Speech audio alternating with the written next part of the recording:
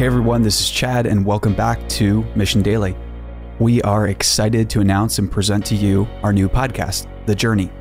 So on Tuesday through Friday of this week, get ready for episodes of The Journey. What is The Journey, you ask? The Journey is our new podcast where we tell how successful entrepreneurs built their businesses. We do that through a mix of interview and narration, and there are lessons learned that are applicable to your life today. So whether you have a business or you want to join a small business or a technology business, or you want to become a writer, or maybe you want to become a technology executive, the list goes on. These are the principles of how these entrepreneurs did it. And they're not presented directly to you, they're presented through story and narration. So you can apply those principles and maybe you'll recognize some similarities in your own life. And we are really excited about this podcast. The early feedback has been incredible. So sit back, relax, and welcome to The Journey. I'm Chad Grills, founder and CEO of Mission.org, your number one source for accelerated learning. Building a successful, profitable, and growing business is not easy. Trust me, I know. And one of the key things that has helped me through the ups and downs is learning from the best entrepreneurs in the world. So now it's time for me to pay it forward to you and share the lessons and insight from these amazing entrepreneurs that have helped me find success in business. Welcome to The Journey. Hey everyone, this is Stephanie from The Mission. The Journey is sponsored by our friends at Salesforce Essentials. We use Salesforce Essentials every day and it's part of our own business journey. Essentials combines sales and service tools in a single app to help small businesses win customers and keep them happy. See how Salesforce Essentials can help you be your best business at salesforce.com/essentials.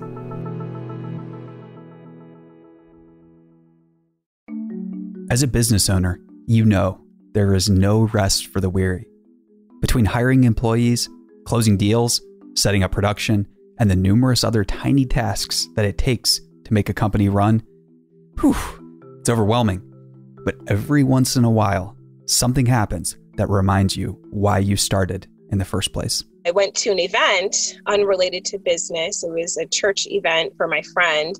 And a woman came up to me and through tears, she was crying, thanking me for starting Tonal because she couldn't believe that all these years she never saw any imagery of herself. And this particular woman also has children and she's like, now my children can actually see themselves. So I was really taken aback when I saw her crying. You know, I didn't realize how serious and how deeply connected people would be to us pursuing something to me that was a really simple fix. Meet Karen Okonkwo, the founder of Tonal, a stock photography company committed to a deeply personal mission, offering a diverse set of photography that includes all races, genders, and nationalities. Before she started Tonal, Karen co-founded Sorority Secrets, a popular blog and social media business. Sorority Secrets ran smoothly, growth was consistent, and their influence was growing every day. On paper, there was no reason for Karen to step away. But something was missing. She couldn't articulate exactly what it was. That's when a friend stepped in. A friend of mine here who's African American approached me and he said, hey, out of curiosity, how come you don't have any Black people on your site? And for me, being African American, I was confused by the question because I didn't think that we didn't. So, you know, I was combative about it. And then I finally went to our site and I scrolled through and I realized that he was right. And so that obviously did not make me feel good. I was not pleased by that. And I wanted to quickly rectify it. But unfortunately, when I went online to try to find more diverse imagery, particularly those of sorority women, there's next to nothing available. And so that really put a bug in my ear and bothered me and made me think why we didn't have more diverse imagery, why we didn't have imagery at all, for that matter, related to these types of women. Karen thought this was a great idea, just not the idea for her. So she shared it with a few friends, hoping one of them would pursue it. But no one wanted to take on the challenge. They were only interested if she was involved. But Karen wasn't ready to start another new business, and she didn't feel connected enough to the idea to make it her whole life. So the idea ended up laying dormant for an entire year. But certain ideas can never lay dormant for long. Across the news and on the internet, and in every form of media, Karen saw African Americans being misrepresented or not being represented at all. Her friend and eventual co-founder, Josh Kissy, noticed the same problem. Josh came back to me and he's like, we got to be able to tell our stories. We got to be able to show our people in a positive light that we know. Let's do that stock photography thing that you were talking about.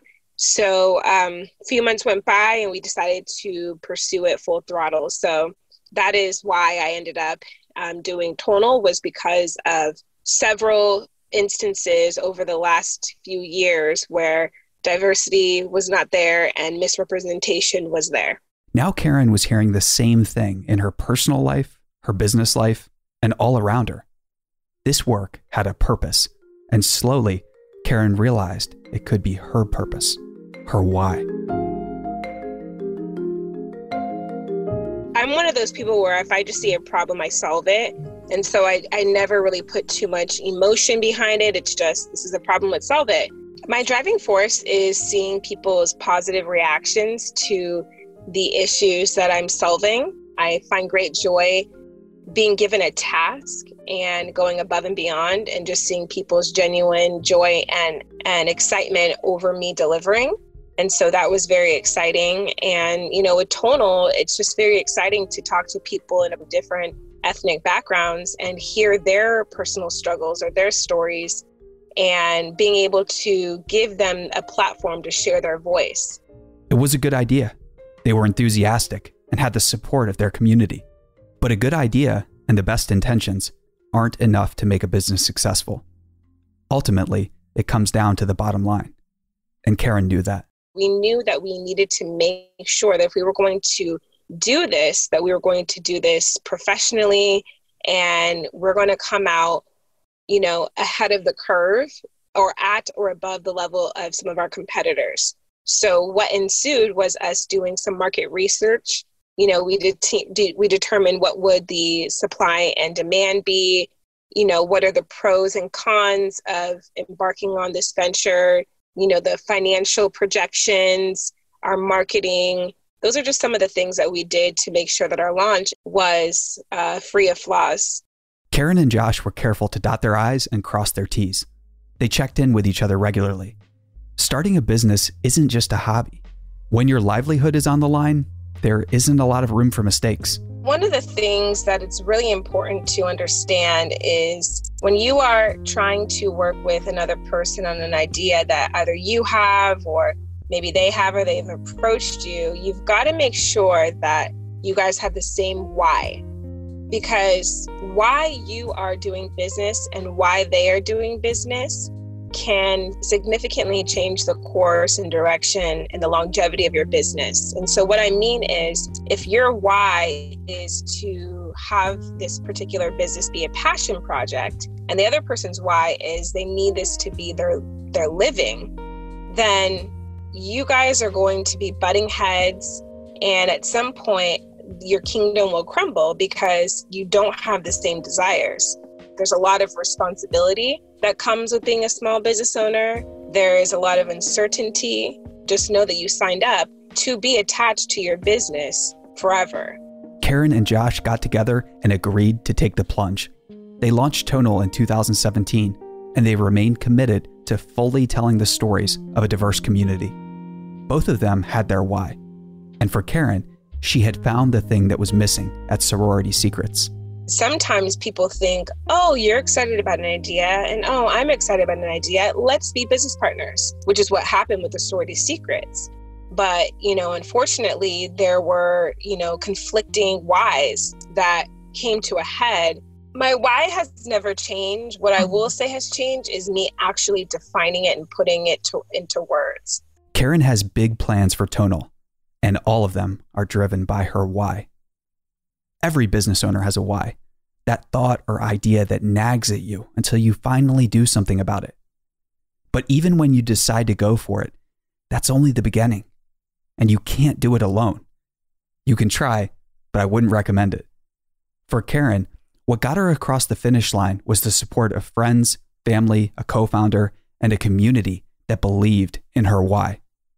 Her why helped her get here, and that need to solve problems, to have an impact, and to always be delivering is what is keeping her going. If there's anything I've learned, it's, do I want to build a small business or do I want to build a big business? Because a big business is, you put your head down maybe for the next 2 to 5 years and lay your foundation. But then a big business is designed to be an asset. I wanted to be a lawyer at some point. I wanted to be a doctor at some point. And then, as I approached graduation, I just realized that I really just wanted whatever would make me, quote unquote, a lot of money. And at that time, my perception of a lot of money was 6 figures. So it wasn't until I started to get exposed to business that I realized that there was a certain lifestyle that I wanted that the employee world could never give me. And so with that said, my desire now is to be a big business owner for a multitude of reasons, but specifically so then I can have an abundance of time and money so then I can do what is really my why, which is to serve the underserved. And I believe that with more time and more money, I can spread my wealth and my knowledge to more people than I am doing right now. So my desire is to be a big business owner, and that is exactly what I'm doing with my current business ventures. Friedrich Nietzsche once said, "He who has a why to live for can bear almost any how." What is your why? How has it driven you in the past? What's it directing you towards now? And where will it bring you in the future? Karen's story teaches us that finding your why is the first step towards creating a business with meaning. But meaning isn't enough. You have to work hard, know your industry, and take into account the risks and struggles that are involved in business. You have to listen to outside influences in your life, the friends and the signs that are pointing you towards something. And along the way, be sure to listen to that voice in your head that you can't always quite articulate, but you know it when it comes up.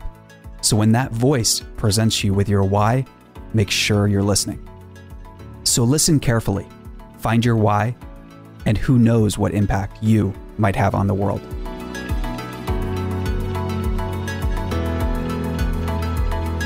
Thank you again to our friends at Salesforce Essentials for sponsoring the journey. Our team at The Mission uses Salesforce Essentials every day. Salesforce makes the leading CRM, and they created Salesforce Essentials especially for small businesses. It combines sales and service tools in a single app to help you win customers and build your business. It's affordable, it's made for small businesses just like yours, and it includes in-app tutorials so you never get lost. Try it for free today. Visit salesforce.com/essentials to start your free trial, or click the link in our show notes. We love Salesforce Essentials, and you will too.